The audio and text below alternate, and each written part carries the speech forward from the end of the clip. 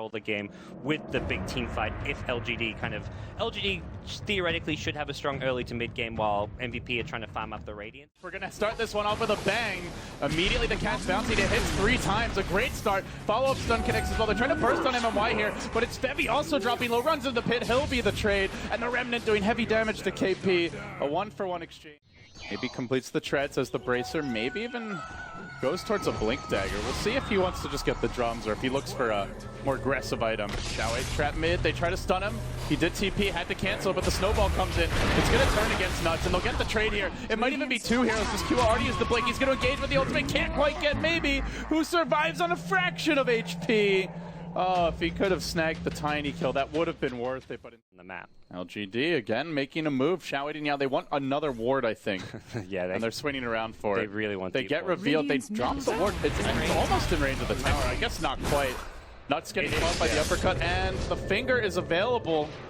Doesn't want to use it just yet. Relocate coming in, and they're bringing in the tiny. They're looking for 2. QO starts taking a clubbing, and he will end up falling 2 down. And the ward does get destroyed, but now they drop the wall, and they look to turn with the death ward. The toss will quickly cancel it. Cass was bouncing, they get 1 counter kill. Bevy kept alive by his own heals. Surprisingly tanky as he rings around the Rosie. Survives for ages until Sylar finishes him off. March simply unable to do it alone. They even brought in the Naga for this. KP wants to get involved. Last night was tough. I was sweating a lot. Attack. Radiant's bottom tower is AP with a under relic attack. and just he's got the Radiance. It's up in a second.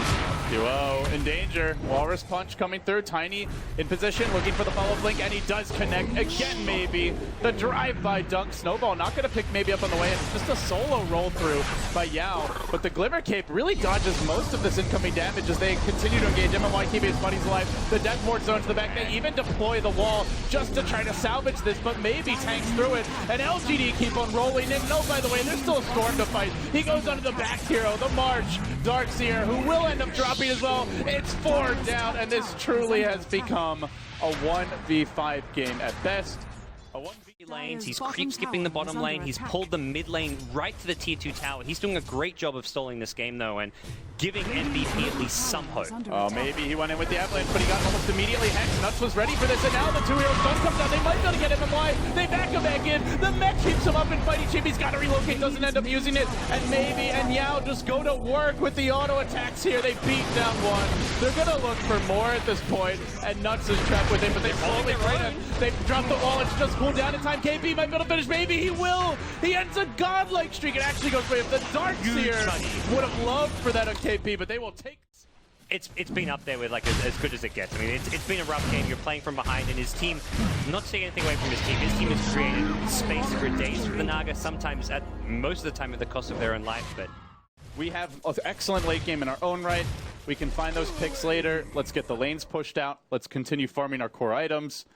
And let's look for safer opportunities. Not overcommit, not try to do this Yao versus the world, or maybe an MMY running in like they are unkillable gods, but now they group up as 5. Is that Courier? Yeah. It's like, oh, that was the Octarine, I believe. no, it was the Shivas, and the random Okay, stuff. so much for that. No more slowing it down. Let's just go down mid, LGD. Say they're pushing it in. Where's the illusion to cut the wave mid? There's nothing here. They're going to have a fresh creep wave, and they're already into the base with some. And MVP are going to have to fight, and gods, I don't think they're ready for this.